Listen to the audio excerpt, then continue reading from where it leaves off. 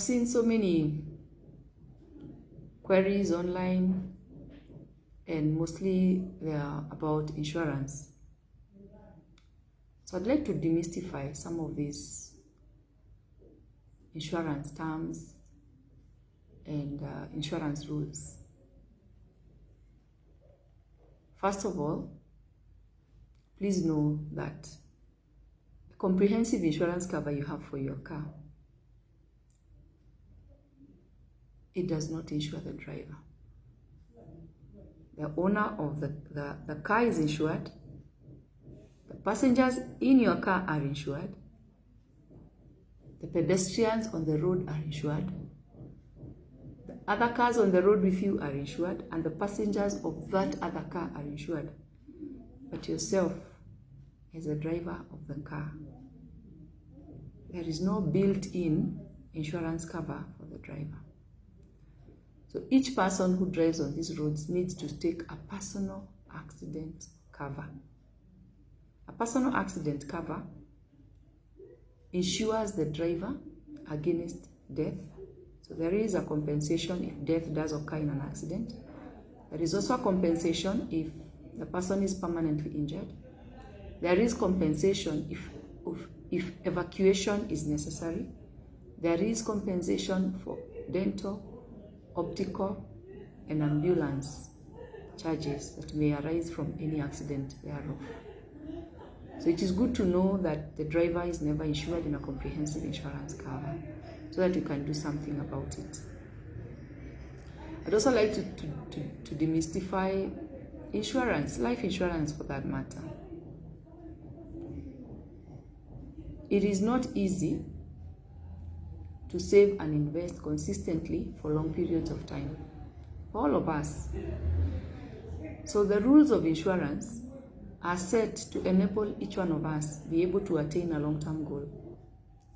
So for example, you have said, I want to have 1 million shillings for my child's education. And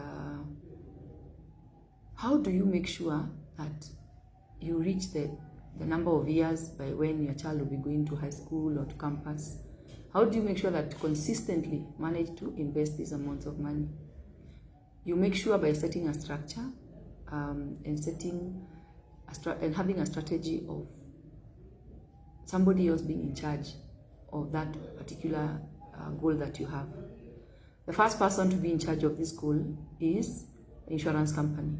They guarantee you education for your child, whether you live or you die, within the number of years within which or by which your child will be going to that level of education. The second person who helps you in this is your bank, because your bank is going to make sure that they send money on the date you have specified. They send money to the insurance company for the insurance cover. And both these two groups of people, the bank and the insurance companies, they make sure that your money is taken care of. And the insurance company guarantees that if death does happen, then the amount of money you had wanted for your child is guaranteed. Whether you had paid for 3 months or for 1 year and gone to heaven, if you had wanted 1 million shillings, that 1 million shillings will be available at the stage at which you wanted it to be available. So if a parent dies in the first year and they want 1 million shillings, but they have only contributed, say, 80,000 for that first year, yet the guarantees of 1 million shillings, then the insurance company also works by pooling resources. Pool resources for different people who are saving for different things or investing for different things. Now, if death does happen, the money will be paid. But on your part, what is the part which as a client you're supposed to play? You're supposed to play the part of paying your premiums until the term is done. I hear a lot of noise online and a lot of misconception about I didn't get paid. I had saved for 1 year, I had saved for 3 years. The rules of insurance or life insurance is you save for 3 years.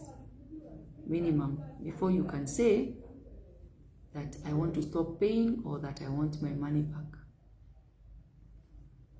And when you do stop paying, you wait for maturity. We call that paid up. You're done paying. Life has happened. You're no longer able to pay your premiums. But come tomorrow, you will get your monies that you saved, plus the bonuses that the money earned. There is no loss when it is a paid up policy. But that is after the 3rd year. But if you decide that I want my money back, it is usually the worst decision you can make when you have a policy. And why do most people want their money back? Because, as discussed in a previous video, many people use their long-term goal. They don't have short-term investments, meaning they don't have emergency accounts, they don't have money in the circle, they have no savings.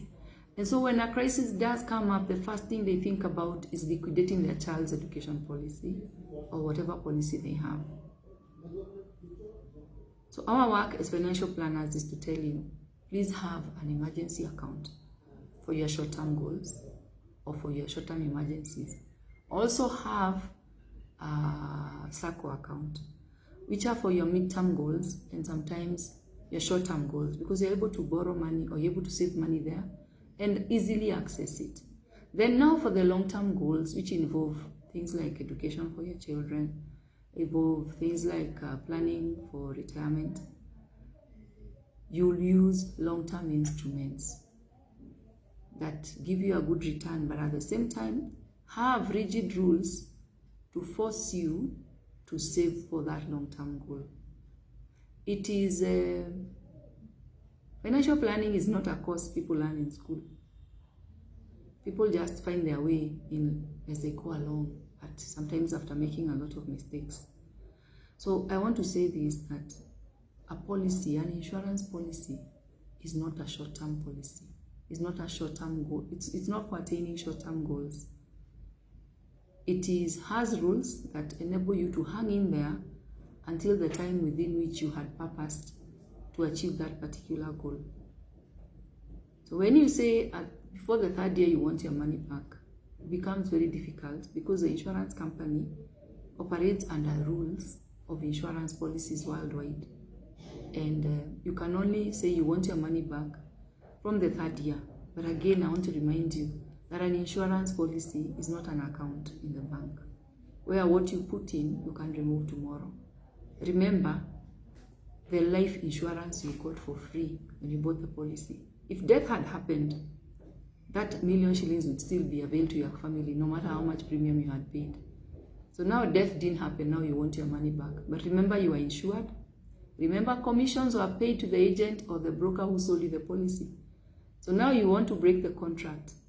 Remember, even where you work, when you break a contract, there is something called in lieu of notice. So with insurance also, they tell you break the contract and you want to surrender your policy in the 3rd year or after the 3rd year, then we will take our costs out of that. Why? Because you have not given us time to invest your money and make money for you and also make money for ourselves. Remember, insurance companies are also in business.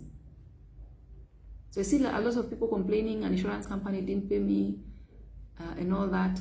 But remember, there are rules. Let the insurance person who you deal with explain to you the rules. And these rules usually are for your own good, so that you do not take a long-term plan and turn it into an emergency account.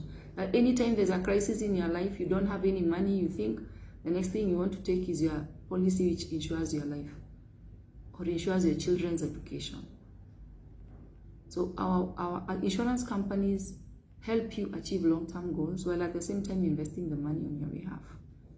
But remember, you have to carry to term. If you want to exit earlier, remember, you will be paid your monies less the indebtedness of the company, because the company has gone to lawyers to get the policy document ready.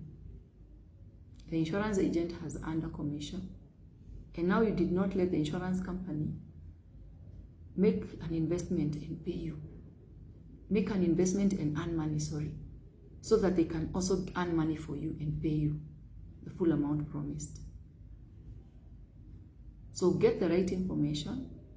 Talk to the insurance agent who can tell you the truth, because this is the truth, that insurance policies have to run to term. Unless death happens, then the life cover is paid to the family, or it pays school fees.